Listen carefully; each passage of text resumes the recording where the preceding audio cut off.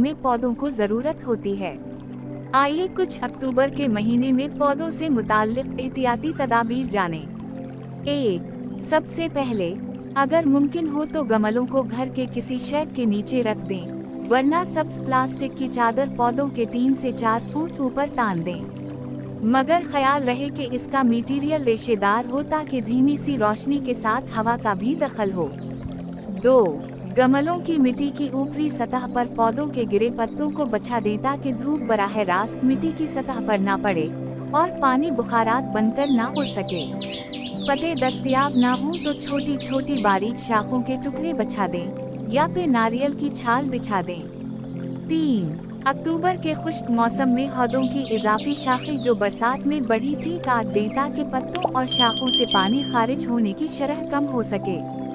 यही कटी शाखें छोटी छोटी काट कर भी मिट्टी की ऊपरी सतह पर